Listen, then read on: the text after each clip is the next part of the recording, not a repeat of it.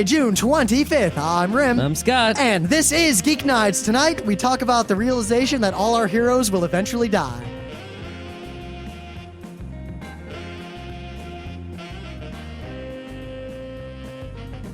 Let's do this. So I came home today to a box on the porch, and in that box were 20 smaller boxes. Why was there a box of boxes on the porch? I needed boxes to pack up a lot of my books and stuff to get them off the floor, since I wasn't about to buy a bookshelf for a temporary house. I'm not going to buy like no more half measures in my life. So why didn't you just get some free boxes? Because free boxes are usually not a consistent size and shape, and I have moved enough times to know that I'm willing to pay a premium to not have any difficulty whatsoever. Plus, still, you could have made, you know what you could have done is you could have bought like some sort of cardboard bookshelf. No. Yeah. Because you can't pack books in that. Yeah, you can, because then what you do is you slide the cardboard bookshelf into a box that is exactly the shape and width of the cardboard bookshelf. You realize some and then, there you go. You realize something like that would cost a lot more money and not be that nice. Then when you get to the other end, you just, slide it out. Ta-da! Nah, because I'm going to get a real bookshelf at the other end. Yeah, but you could have the temporary cardboard bookshelf. But I don't need that. It'd be good. Plus, I mean, I was looking online, and buying new boxes was cheaper in most cases than buying used boxes or recycled boxes. You don't buy used boxes. You go and get them from like the supermarket. Well, no, if you want them in a consistent size and shape without any possibility of strange smells. What's wrong with strange smells? Yeah. Go to the UPS store and just go in the back. Don't take them from the front. Take them from the back. You mean steal them? Because you've got to buy them from the UPS store. They have them for sale. You got to be buddy with the people who work there. Yeah. Now, I'm going to go to grocery stores and stuff to get a lot of the boxes I need, but for books, you want to get small, consistently sized boxes that are guaranteed to hold the weight of a box full of books. A zillion pounds. Because the other mistake I made in the past was trying to put a whole bunch of books in one box. That doesn't work. No. You need tiny little square boxes for books. Yep, because they are heavy. Plus, actually, if you want free boxes, supermarkets are so passé. That's not where you really want to go. You know where you really want to go? The liquor store. Liquor stores have more boxes than grocery stores. There's nothing spilled on those boxes unless a bottle broke, which is unlikely. And you can also get partitions in the boxes to hold like kitchen stuff. Well, yeah, but I mean, those partitions. It'd be nicer if the partitions are smaller. Bigger. Scott, those partitions just come out if you don't want to use them. And then I you know, just have but I'm box. saying if you could modify the size of the partitions, it'd be much better. How much smaller do you need? What are you gonna put like one partition per pencil? Bigger, because it's Yeah, I mean, what? You get like one pencil per partition? Yeah, not smaller, bigger. If you need bigger, just get a smaller box and use more of them. Oh, maybe you can get one of those like boxes that came with like magnums of wine in it. That would have bigger partitions. I guess.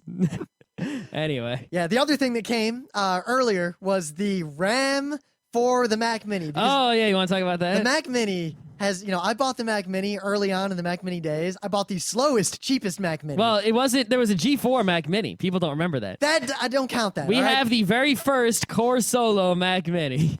And I got the minimum. I didn't spend the $200 for the super We did drive. not realize that it only had like 512 meg of RAM. Well, I realized that when I bought it, and I didn't care. Because it was like $400 to get more RAM. Well, Apple charge, yeah. And back then, the RAM that went into it was pretty expensive. So I figured, screw it, I got the cheapest one. You all remember the night I tried to record and then edit Geeknights on that thing with GarageBand. That's an old episode. That night is in the top 20 of worst nights of my life. Wow. I was up until like 3 a.m. Because remember, I had burned every bridge. When I plugged that Mac in on my desk, into that CRT, that 19-inch CRT. It was so beautiful, and I had unplugged my computer and like moved it aside. It was completely dismantled effectively. Mm-hmm. And around 3 a.m. The thing is, realizing now, right?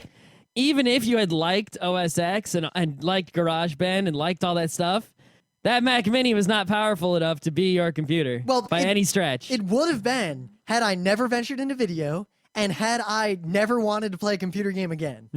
Yeah. Because back then, what computer game was I going to play? What?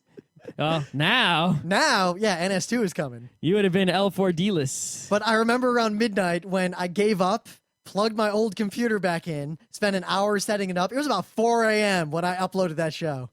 It was a good times, though. No, it wasn't. It was terrible times. It was a terrible night. I rue that day. But the Mac Mini served a much better purpose, not as a primary computer, but as a media PC. Because whatever you want to say about Apple, their industrial design is some of the best in the world.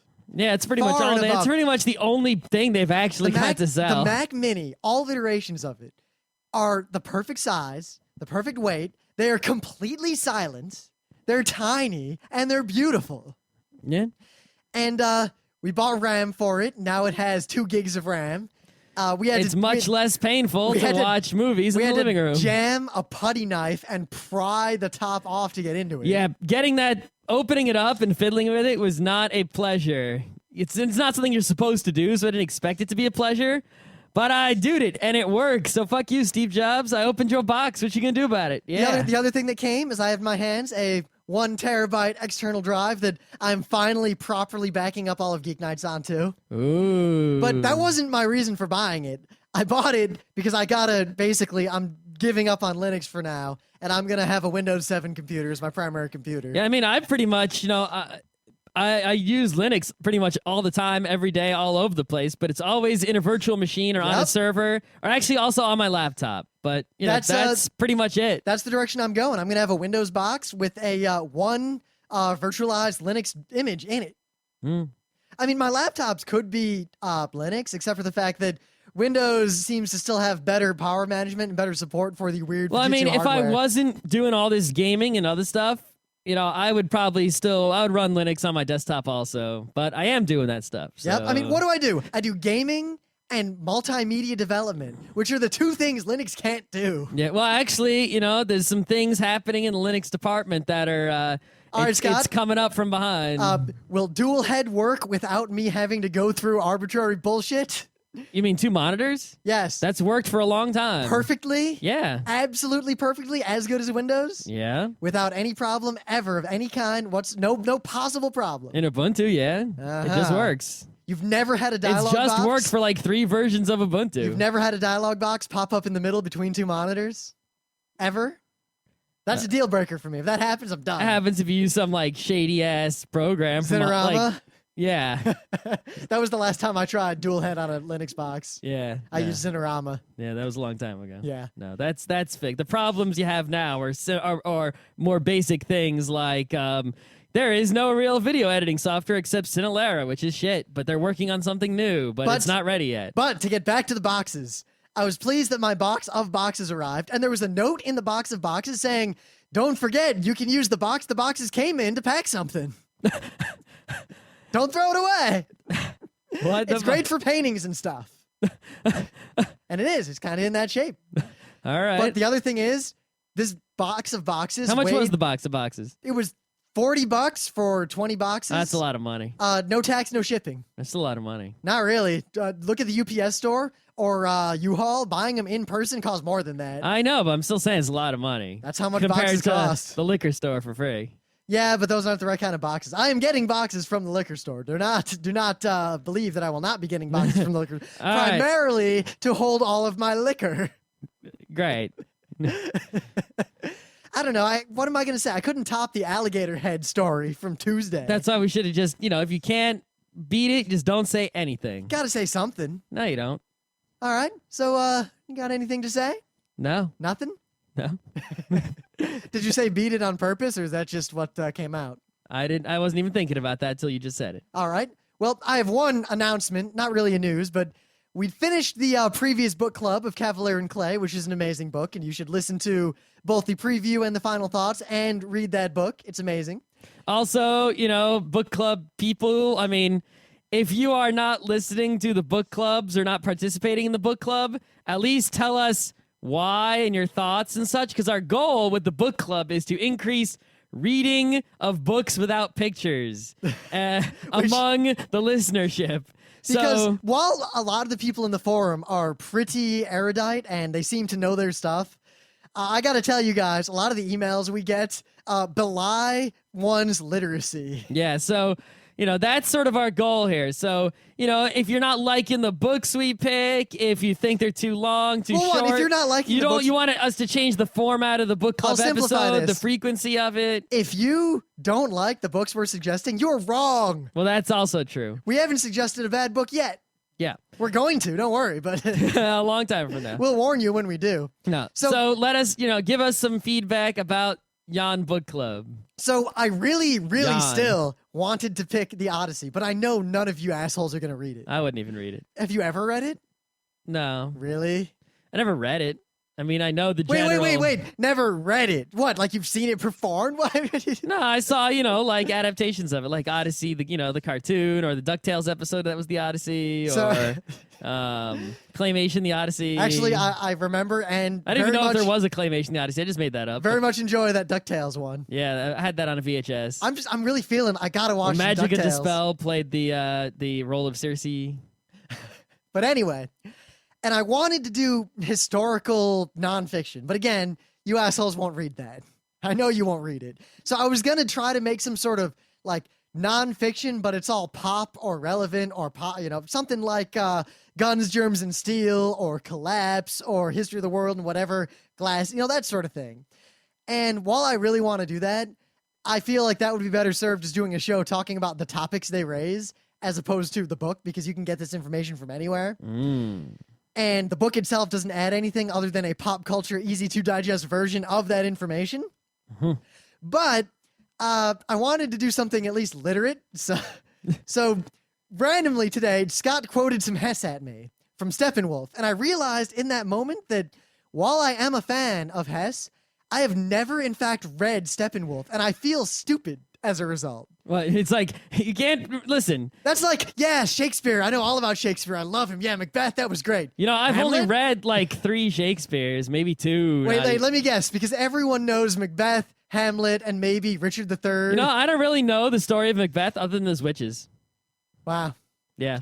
So I take it you've never seen or read all the king ones. None of them. Not even Richard III? You know what? Like, even The Tempest, I don't know what the story is, but I really like the name The Tempest. I just picture this tornado. That is exactly... I don't know what it's about, though. That is exactly what it's about. It's about a tornado that comes to town and kills everybody. Oh, I got to read that right away. Well, Taming of the Shrew, though, wasn't that good. They basically... That's going to the top of the queue. They catch the shrew in the woods, and they try to tame it to perform in a circus. I know that's not what that's about. Hamlet. I know Hamlet, and I know... Well, Hamlet was remade recently. There is a new... Not the... Because there's a Patrick Stewart Hamlet that's awesome. But it was actually remade as a movie. You might have heard of it. It was called Babe.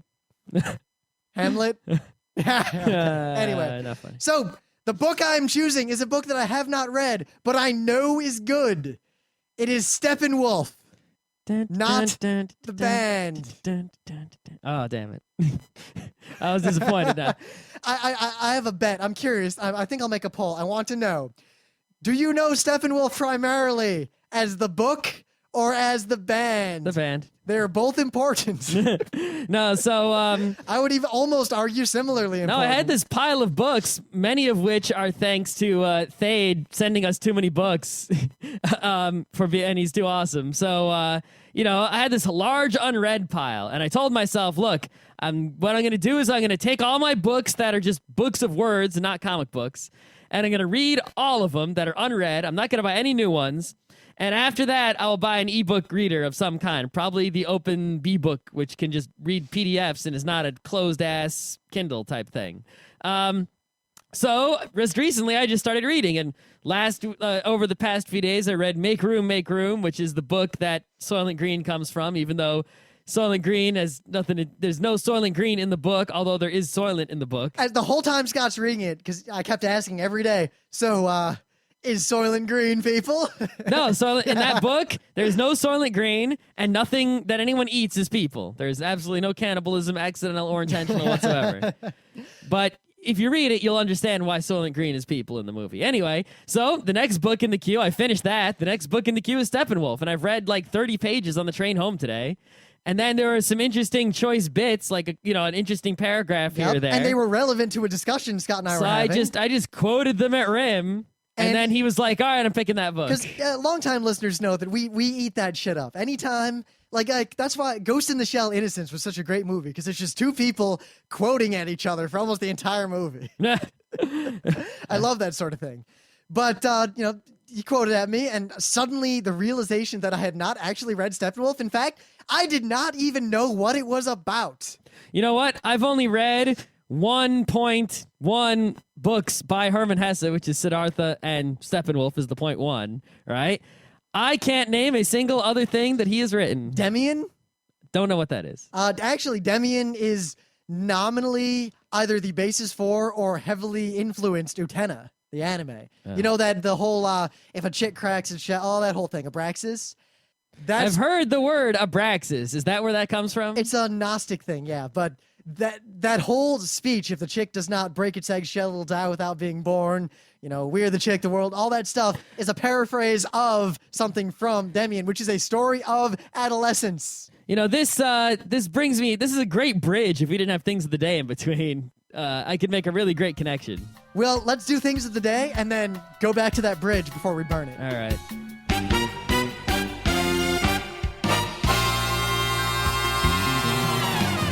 So then, briefly, things of the day.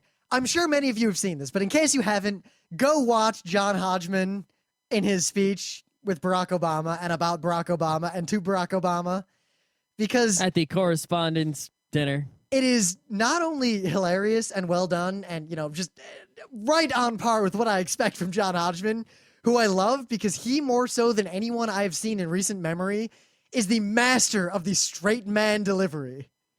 I saw someone. It is difficult to tell when he is kidding. I saw somebody ask him, if he ever has trouble like laughing at his own stuff because he's so, not laughing at his own stuff. And he says he was talking about like there are a few things like he has trouble not laughing and he has to like hold it in because, to keep it up. But funniness aside, it is very poignant and very biting and very relevant. And it is one of those things, it is a barb that cannot prick the numb fingers. Oh. You still have to read that book. Is that still the judging eye? Yes, it's still the judging eye. Well. Yes, numb fingers will not get this, and we'll just find it funny. But all right, so my thing of the day? Yep, go ahead. So here is it's just little photos of train stations, because train stations are some of the awesomest buildings in the world, especially United States train stations. You mean like Penn Station in New York City? Yeah, it's not around anymore. Well, yeah. Well, there is a Penn Station. That doesn't mean anything. Of course, that's the first one on the list, right? And basically what it is pictures of train stations that no longer exist, and then immediately followed by a picture of what's in the place where the train station used to exist. You know what? You know what's really sad? The things that are where they used to be boil down to either an empty lot, a windowless 1970s era brick building, usually a post office of some kind. Yep. Or a freeway. Yep. See, what's we really replaced good shit with bad shit. Well, it's sad. We downgraded. It's sad on a number of levels. It's like we got all this failing infrastructure we can't upgrade, but when we had quality infrastructure, we downgraded it. Well, it's sad on multiple levels because look in places like New York City. They demolished Penn Station and built another train station because they still needed a train station. Yeah, but they built it underground and it wasn't really... Well, no, that aside, though, but they replaced beautiful architecture with theoretically efficient architecture, even though it ended up not being efficient, but that's beside the point. Outside of, like, New York City, most of these examples are a train station replaced with nothing because there aren't trains anywhere else. Yep. That was the saddest part. Like all those beautiful train stations down south and out west replaced with empty lot because there are no trains. Yep. Or no need. Like Rochester had an amazing train station. It was replaced with it looked a lot like the Poughkeepsie train station, which hasn't been knocked down. Yeah, because it's used by Metro North and Amtrak. Yep.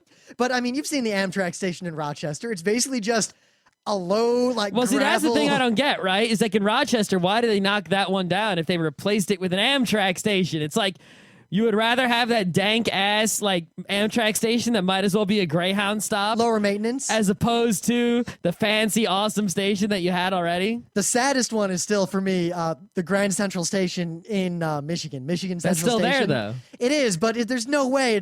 There's no way that's going to be kept around. In Detroit? I am almost certain that it will not last. Yeah.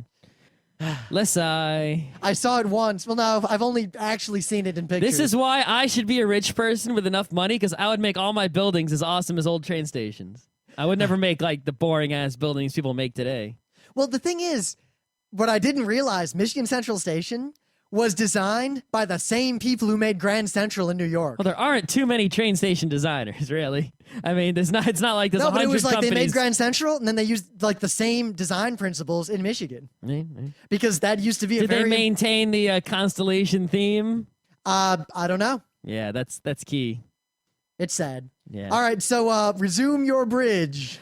What was my bridge? Right. So recently, we were talking about like Abraxas and how I said I didn't know what that meant, right? Well, recently I've sort of been getting on a kick of sort of whenever something comes up that I don't know what it is, I've been taking double diligence in going to research it on the internets, just like, learn about, whenever like, because, someone mentions a famous person, I don't know who it is, I look it up now instead of just going, I don't know who that is. I mean, like some famous person, I work at Broadway.com now. So some famous person came in the office. I didn't know who it was. And people were making hubbub and I was like, oh, but I looked them up. That didn't really help me understand why they were famous. But, but anyway, so, some people in the office, they were talking about some, reality show, something's, how they do.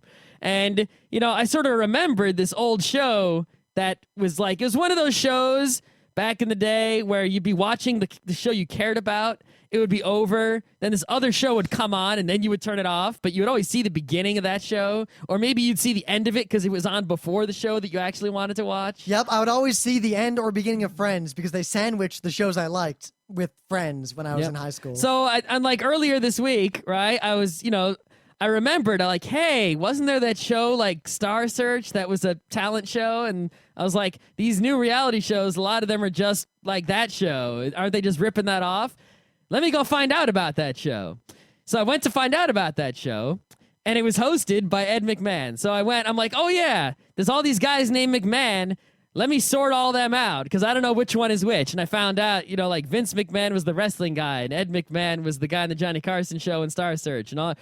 And then the next day, Ed McMahon died. And I was like, whoa, got to call Randy. Scott, you'd better stop looking people up. Don't go to your own Wikipedia page. You're fucked. I know, right?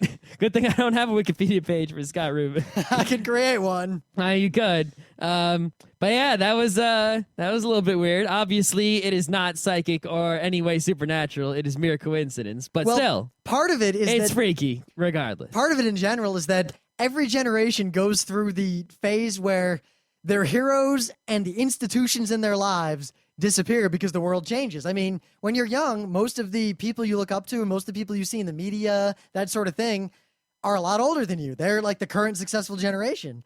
They start dying. Even if you're like a little kid, like 3 years old, right? Let's say you're watching, I don't know, the Busy Town, right? The girl with the pink hair is a lot older than the Town. Lazy Town. No one's busy in Lazy Town. Oh no, Richard Scarry is Busy Town, isn't it? There you go. I don't know. Anyway, but yeah, if you're watching Lazy Town, right? That girl with the pink hair, she's older than you if you're in preschool. So, But right when you hit your like late 20s, early 30s is when all the institutions of your life start dying.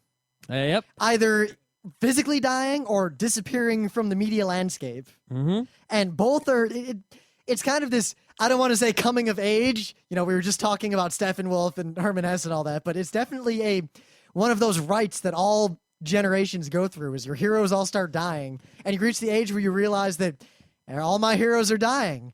And then I'm going to die.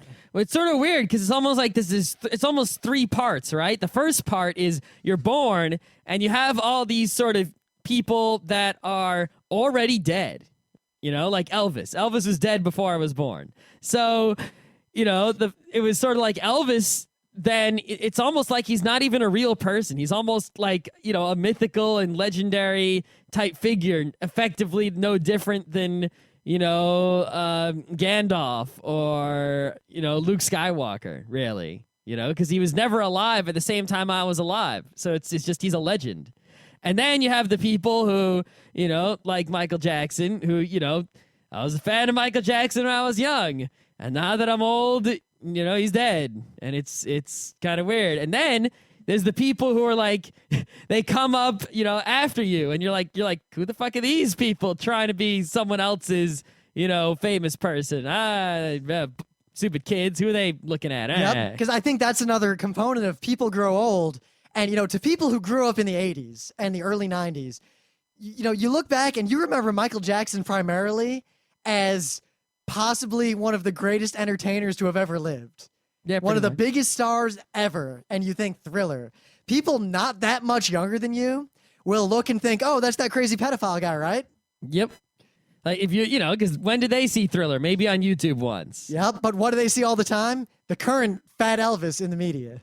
Yeah, there's a lot of parallels and weird connections. I'm not getting all conspiracy nut in this episode. You know me, right? But, I mean, look at it, right? First of all, Michael Jackson, for a time, married Elvis Presley's daughter, right? Weird enough. Number 2, Michael Jackson and Elvis were both, like, the 2 kings of music in the United States. Pretty much 1 and 2. Well, tied for first. Kennedy had a secretary named Lincoln, and right. Lincoln had a secretary named Kent. That's not true, obviously. Anyway, and they both died relatively earlier than they were supposed to, and they both had sort of this dual career of the early part where they were awesome and the later part where they were less awesome. There's always young Elvis and fat Elvis, and there's young Michael Jackson, who is the king of pop, and there's old Michael Jackson, who is a scary pedophile. And it's like, whoa, it's alleged. Alleged. Yeah. The estate can still sue. That's true. Alleged pedophile. But even so, it's, those parallels are very weird. And you wonder if there is, something behind that. Like if there is a third king of music, will that person also follow a similar pattern? Well, I think it's tricky that it's almost impossible for someone who has a high level of output to maintain a high level of consistently good output for the entirety of their life. People live 60, 70, 80, 90 years. You know what I realized just the other day? What'd you realize? Well, Tezuka probably had the highest quantity of output, right? Of just about any creator I can think of almost, right? All right. But he had some duds. We know this. Cleopatra, Queen of Sex? Ambassador Magma, all right? So Tezuka was not perfect. Hayao Miyazaki has not had the prolificness of Tezuka. He has never done anything bad. Ever. He's perfect. There's this tiny conspiracy nut chance, right? That he has made like 5 other movies and he shows them to the rest of the studio and they look at them, they knock him out, they burn them, and they pretend that it was all a fever dream. I discussed this with Daryl Surratt and other people, and we have decided that there are 2 possibilities. Number 1, Miyazaki truly is perfect. Number 2, he actually he can tell what's good and what's bad after he makes it. And there's a secret trove of all the unreleased, not so good Miyazakis that we need to go get. Number 3, he is also Gona Guy, and that is how he releases everything else. No, but I mean, Miyazaki's an old dude. He'll be, dead in 30 years or less, probably, most likely. I really feel like he is destined to die in the midst of his latest work. Oh, probably. He's one of those guys who's like, he's like Brett Favre. I'm retiring, just kidding. I'm retiring, just kidding. I'm gonna play another season. That's Miyazaki right there. So Farrah Fawcett and Michael Jackson and Abe Vigoda died. Not Abe Vigoda. Ed McMahon. Does anyone even... The Abe Vigoda joke is old enough to where... I know that Abe Vigoda is a famous guy, and I know that there's a joke about him being dead, and he's not dead. You don't know what the story is he famous for? Famous for not being dead. That's it? He was famous for something. It was the 70s. I don't know. All right. Maybe even the late 60s. All I know is that someone reported that he was dead. They basically... They had some news story, and his career had faded at this point. And some guy on TV, some talk show, said something to the effect of blah, blah, blah, blah, blah, the late Abe Vigoda. Were they joking or were they serious? They thought he was dead. He wasn't. He's perfectly fine. But hey, I'm Zombie Abe Vigoda. Based on the nice to meet you. Based on the comments on Fark, I don't think anyone who posted a picture of Abe Vigoda even knows that much. I think they just know to post a picture of Abe Vigoda every time someone dies. Really? I don't think they know in any capacity, and I'm not kidding. All right, putting that on a list after show Wikipedia Abe Vigoda. All right. All right. Luckily, at least I knew who Farrah Fawcett and Michael Jackson were. Yeah. I don't know. It's always strange when a famous person dies because it's, you have that sort of situation. And I mean, I've sort of seen a microcosm of this situation with our fans and that, and also being a fan of other internet peoples, in that you consume you consume someone's works, or you listen to them or you see them a great deal, and thus you sort of feel like you know them. You don't really know them. They're this show of them. This avatar of them. Even though it's one-way communication for the most part, you generate this feeling like you know the person. I mean, I'll admit I've done that. I've listened to enough of the Penny Arcade podcast that I feel like I'm in the room hanging out with them, but they don't know who I am. They don't know who you are at all. You talk to them maybe twice. You don't even know who I am. You talk to them maybe twice for 10 seconds each. If they saw you on the street, they'd be like, who the hell are you? Everyone who runs PAX knows us, but they don't. Yeah. But anyway. Or at least they don't let on that they do. Maybe they got this elaborate scheme. It's conspiracy theory night here. Well, one thing I can say is that they like D&D for all the wrong reasons. That's for sure. No question about it. Yeah, but it's like someone like a famous person dies. It's so weird. It's like, I don't know this person, but I care.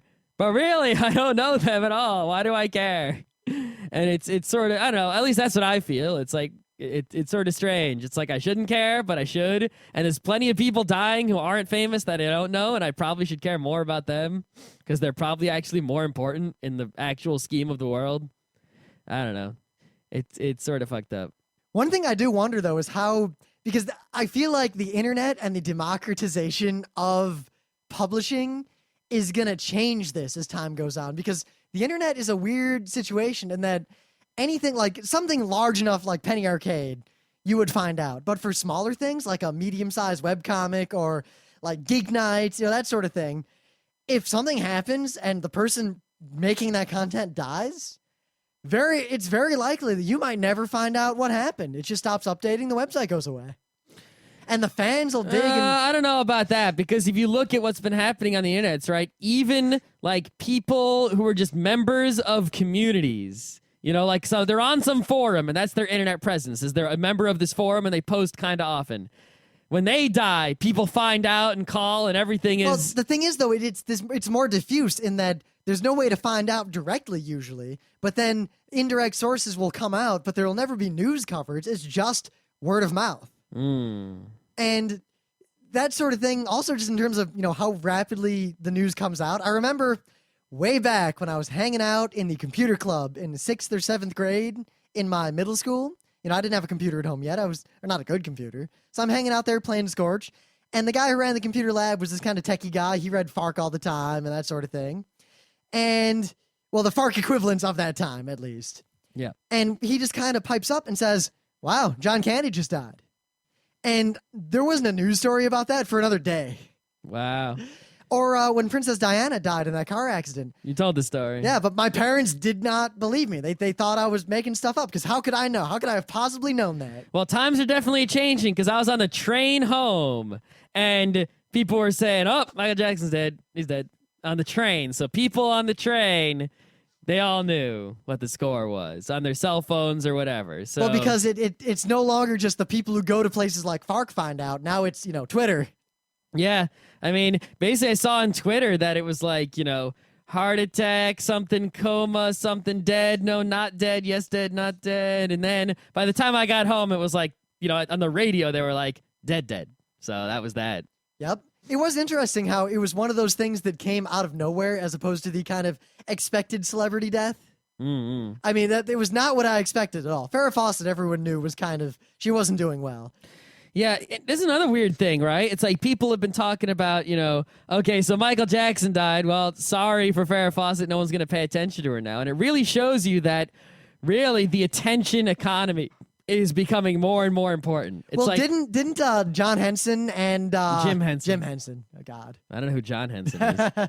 And Sammy Davis Jr. die on the same day? Someone said that. I don't know if it's true. I have to look it up. Multiple people said that. It's been said a bunch today. I saw it on FARC. I saw it on Wikipedia. I saw it in our forums. All right. I can't verify the veracity of that at all, but but yeah, it's you know like, what? I'll verify it right now. It's like, look, something happens, right? And there's a certain amount of, interest and discussion about it, right? But if something else happens at the same time, right? And if that means that the other thing is going to get less discussion or it's going to be less spread or less paid attention to, I mean, that means that we sort of, our new limited resource in the world of today, the internet's world, is attention.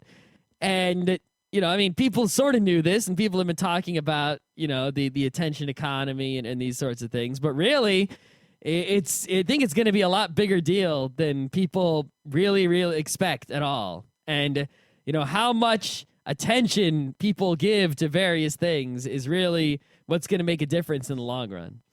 Well, I mean, if you go fully out, the maximum fully extended scenario, eventually humanity, if it doesn't get wiped out, will have basically infinite energy resources and that sort of thing, Diamond Age stuff. If all physical desires can be provided trivially, the only commodity left on Earth is fame. I guess. But even then, even that could dissolve. Well, it could if we had changed some sort of super sentience to the point where we're omnisciently aware of all communication at all times, and all can be treated equally. Fame is a product of our culture of people being social with each other, and if we could have some sort of post-social society, it would be all fucked up. Then there would be no fame. Well, fame or immortality or that sort of desire is definitely something that is deeply ingrained in humanity, as Ozymandias can I think tell it's you. definitely a biological thing, right next to, just the desire to have friends and such. But, well, Maslow's pyramid. Yeah. But, many other biological things that, are being, in conflict with our society. And, eventually all of them will be. Or, just a matter of time. All right. Yep. So that can be summed up as, in the long run, things will change. Everything will change. It's no matter what. Yeah. No, but something, specific about the Michael Jackson death that's sort of weird is that, you've got this huge variety of comments about it because Michael Jackson was sort of, these multiple people. I mean, Elvis, I said there was young Elvis and fat Elvis, but, people liked old fat Elvis too. He wasn't a bad guy, even though he liked to eat a lot and such. Well, Fark was this mix of sadness, praise, gallows humor, and too soon humor. Yeah. And, well, yeah. Too soon is I don't think there's a too soon anymore. That joke's stiffer than FDR's legs. Everything from now on, from here to eternity, everything is immediate. There's no too soon anymore. But the Michael Jackson, he was like these multiple people, right? It was he was a kid, a performer who everyone sort of loved, even though he had some troubles in those days in the family and such. He was, the king of pop, and then he was a alleged sort of scary, freaky dude who people really didn't like and, didn't really entertain nearly at all. And, most recently, he was the not so good and not so well-loved person. So, when people think of that person being dead, some of them are kind of like, oh, well, maybe you could say good, maybe. If you could say good about, someone, if he really was a nasty pedophile, as was alleged, then some people might think that was a good thing that such a person was no longer around. But you think about the king of pop died. If he had died in like the 80s, it would have been like the worst thing in the entire universe. It would be like no one would have said anything bad whatsoever. Everyone would have been like, oh my god, it's the worst thing ever. So you think about that person dying, and it's like, oh. But in a way, well, that would have been more like John Lennon's death. Yeah, but in a way, did not that person die? Sort of in the 90s.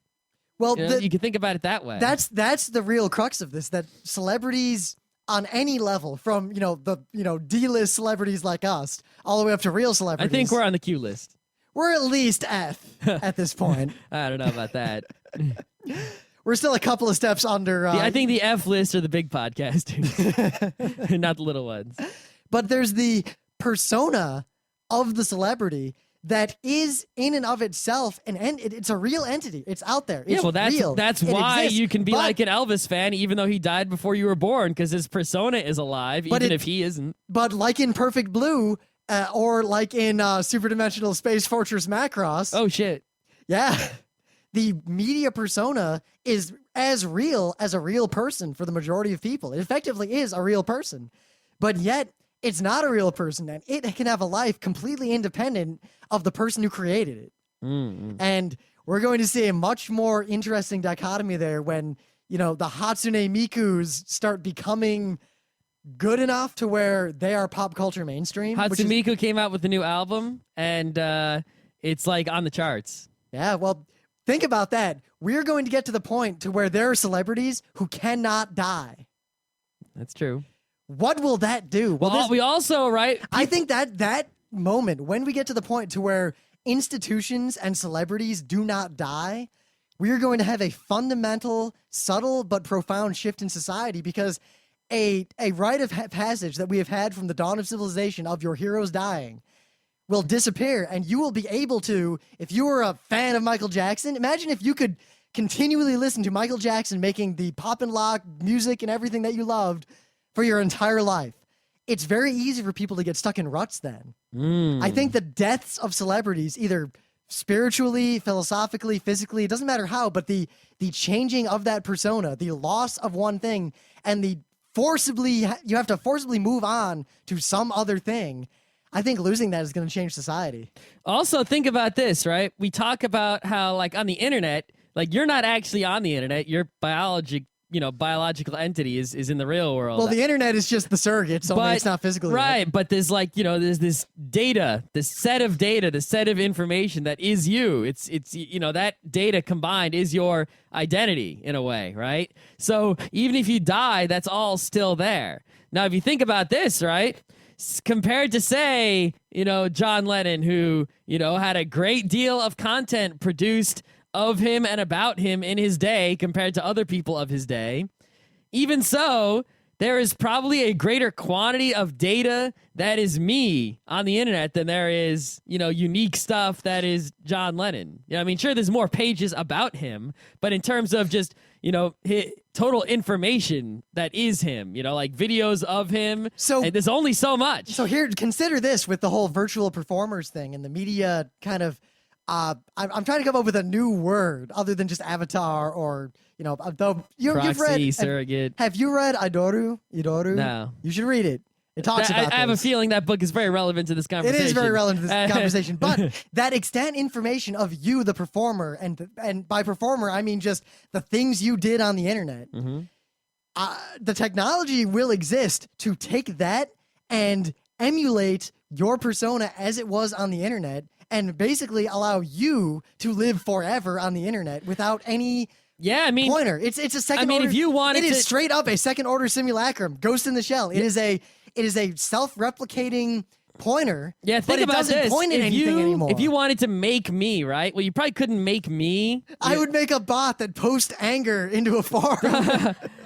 If you wanted to make me, right, you probably couldn't. But if you wanted to make me the host of Geeknights, right, you could take every Geeknights episode as sort of your data for the machine to learn from. And with that data, you could, get a program that would learn to be Scott, the host of Geeknights. And that is a very, very real and probably could even be done in the very near future technological possibility. We're going to live in a world to where media personas, independent of the people that created them, can outlive the people who created them and live forever. That is going to destroy things. I don't know what that's going to do. I need to think about it. Do you think that, this sort of goes back into, like, the fact that, people are, not so caring about the celebrity deaths? Do you think that might be because, there's just so much, material left over by the celebrities that it's like they're not really gone? You'd be more upset. But there isn't new material being created. There aren't more thrillers. Exactly. But we will live in a world where there will be more thrillers forever. To where it won't even take effort. It will just happen. So does that contribute to the people caring less? It seems, like back in the day, it was, a lot more people. Or will the rumbling of society and just the information we create on the internet in the course of our lives and in the course of striving for consuming and creating media as a whole converge into the perfect idol, the perfect celebrity that is the aspirations of every human on Earth simultaneously? That's a problem. Which is, again, super dimensional space fortress Macross. Not really. No, but similar. I think it leads to the same end. I think it's Macross Plus, which is completely different, yet also the same. Yeah. I don't know. I think we've about wrapped this up. Yeah, it's warm today. It is real warm. And it's going to rain again tomorrow. It's going to rain? Yeah, Ollie Williams, it's going to rain. But can we ever find Abraxas if we can't break out of the shells that are the celebrity personas? I'm going to go to Wikipedia right after we hang this up, and I'm going to check out Abraxas. The chick struggles and I'm also going to check out The chick struggles out of its egg. The egg is the world. Right. Whosoever wants to be born must destroy a world. We're done.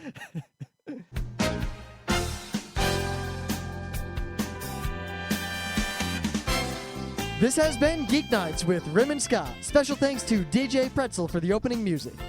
Be sure to visit our website at www.frontrowcrew.com, where you'll find show notes, links, our awesome forum, a link to our Frapper map, and links to all the RSS feeds. We say feeds plural because Geek Nights airs 4 nights a week, covering 4 different brands of geekery. Mondays are science and technology. Tuesdays, we have video games, board games, and RPGs. Wednesdays are anime, manga, comic nights. And Thursdays are the catch-alls for various rants and tomfoolery. You can send us feedback by email to geeknights@frontrowcrew.com. Or you can send audio feedback via Odeo. Just click the link that says Send Me an Audio on the right side of our website. If you like what you hear, you can catch the last 100 episodes in iTunes or in your favorite podcatcher. For the complete archives, visit the website, which has everything. Geeknights is distributed under a Creative Commons Attribution Non-Commercial Share-alike 2.5 license. This means you can do whatever you want with it as long as you give us credit, don't make money, and share it in kind. Geeknights is recorded live with no studio and no audience. But unlike those other late shows, it's actually recorded at night.